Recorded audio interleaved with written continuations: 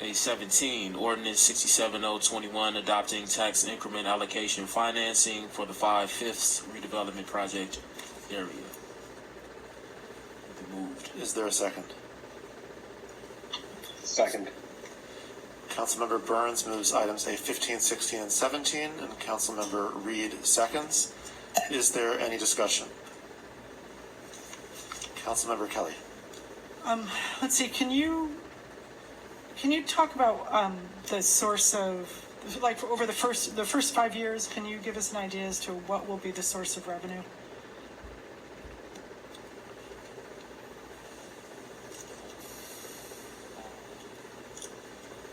I'm going to ask Economic Development Manager Paul Zamazek, if you're on. Paul? Thank you. Thank you, Mr. Mayor, members of the City Council. Paul Zamazek. I serve as Evanston's Economic Development Manager. I also have our consultants available for additional support. I believe Councilmember Kelly asked what would the source of funding be for the first 5 years, if I'm not mistaken.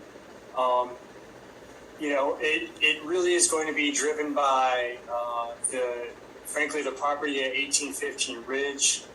That property is going to be an economic engine for the west side of the tracks, and then we'll also just have kind of that regular incremental or the triennial reassessments that occur. We're scheduled for a 2022 triennial that will start collecting in 2023. So those are the there's inflation, there's a triennial, and then there's that first assessment of the 1815 Ridge project. Can I ask a follow-up question? So what are your projections for the first 5 years, Paul, for the TIF? Like ballpark projections? Yeah, I don't have that in front of me. I'll ask our consultant to pull that forward if that's something that they have available at the moment. Ms. Kuppala, are you on? Yeah, give me 1 second and I'll take a look at that. Thank you. I'm sorry I don't have that at my fingertips, Councilmember Kelly.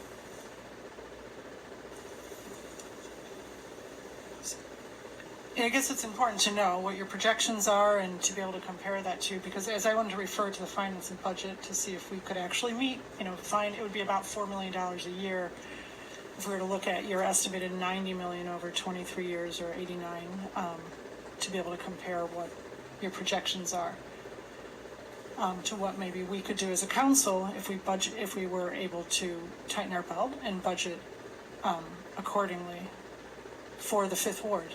So I hope we can get those numbers. Right, as Ms. Coppola is looking that up, the first 5 to 8 years typically are slower growth, and then over time as development occurs and as values,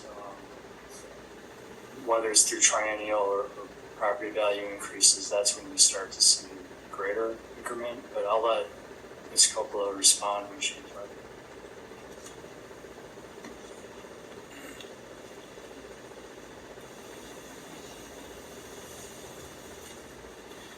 It's in there in a bunch of places. Ms. Coppola, you're muted if you are responding. So, before any school tuition payments that would have to be made pursuant to the Act, in the year 2025, assuming that this is based on a set of very academic assumptions in order to get to some kind of projections. Nobody has a crystal ball, so but we're estimating in the area of about 850,000 before. Well, cumulatively it would be 8, 9, 10, 11, about $1.5 million by 2025 before any school contributions.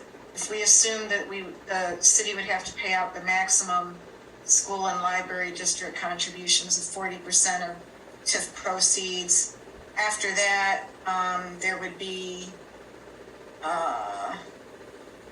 about 900,000 cumulative in the year 2025, based on, again, these academic assumptions that we've made in preparing these projections.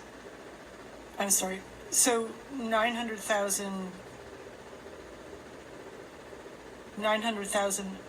total in the TIF fund by 2025? Right, based on a certain set of assumptions, yes. Okay, and Roughly, yes, that's rounded. and how much, if it were without the property on Ridge, how much of that does the property on Ridge, the large, massive building on Ridge represent? Bear with me. It's already been developed. So we are estimating that by the 5th year, the Ridge property alone could, hold on. You know, I thought we estimated approximately 15%. We could use round numbers, 15% of that.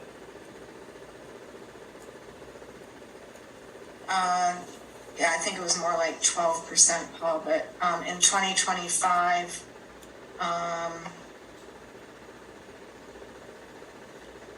we would be looking at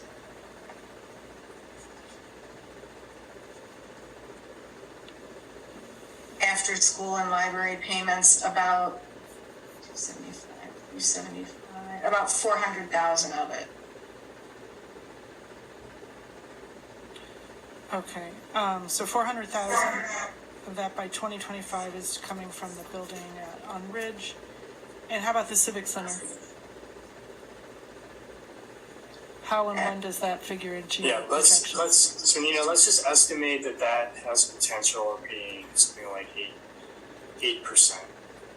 You know, again, it's hard to crystal ball it, and it depends on what you do with the Civic Center, right? If you obviously, if we leave it as is, nothing changes, it's zero. If we convert the building to, let's say, 60 units of some kind of housing, because we want to save the building, just based on its square footage, it roughly becomes 8% of the total TIF increment, so the TIF budget. Okay, so no, that's my question. Out of the projections that you were giving of 89, I think it was million, so the Civic Center is actually 8% of that? Isn't our total budget somewhere in the range of 70 million, you know? The total for the life of the TIF projections is about 77 million before school contributions. Okay. That's over the entire 23-year term. And again, that's based on, you know, very academic assumptions about what projects might be undertaken over those 23 years.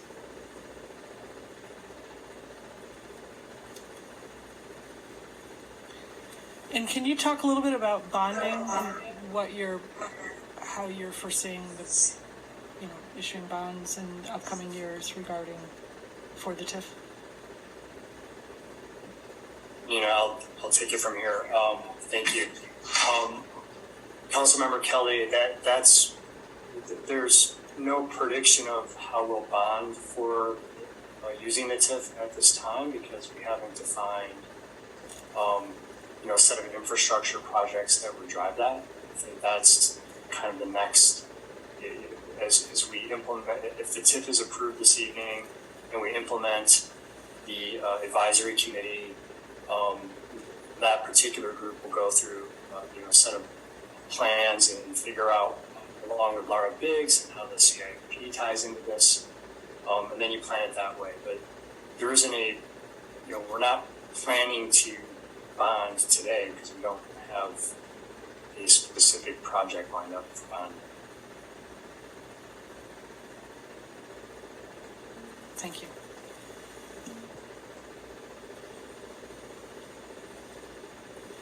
Is that the end of your? So I lost track of the comment. Is that conversation. Yeah, no, I mean, that's very, so 900,000, I think that's really significant, that's what we're talking about by the year 2025.